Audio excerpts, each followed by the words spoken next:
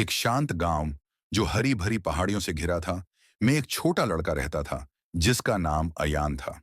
अयान को जानवरों से बहुत प्यार था और वह अक्सर अपनी दोपहर पास के जंगल की खोजबीन में बिताता था। एक दिन जब वह तितलियों का पीछा कर रहा था, उसने झाड़ियों से आती एक गहरी, दर्द भरी दहाड़ सुनी। जिज्ञासु लेकिन सावधान अयान धीरे धीरे आगे बढ़ा और उसने देखा कि एक शानदार शेर जमीन पर पड़ा था।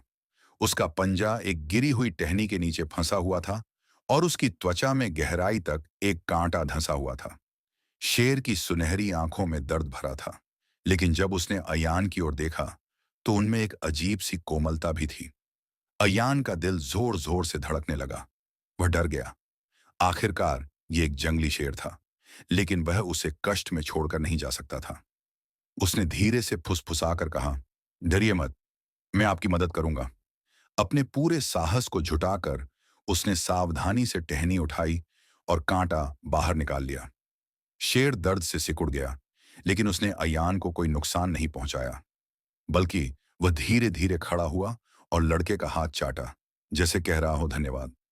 उस दिन से एक अनोखी दोस्ती की शुरुआत हुई। शेर हर शाम जंगल के किनारे अयान से मिलने आता और दोनों साथ में चलते, सूर्यास्त देखते और शांत पलों को साझा करते। एक तूफानी रात अयान लकड़ियां इकट्ठा करने के लिए जंगल में गया और रास्ता भटक गया। हवा तेजी से गूंज रही थी, बारिश तेजी से बरस रही थी और परछाइयां डरावने राक्षसों की तरह नाच रही थीं। ठीक जब डर उसे घेरने ही वाला था, अंधेरे में एक परिचित दहाड़ गूंज उठी। शेर वहां था, जिसकी सुनहरी अयाल बारिश में भी चमक रही थी, और उसने अयान को सुरक्षित घर पहुंचा दिया। अयान ने उस रात से जो सबक सीखा, उसे कभी नहीं भुलाया। दयालुता सबसे कठोर दिल को भी दोस्त बना सकती है। और जंगल में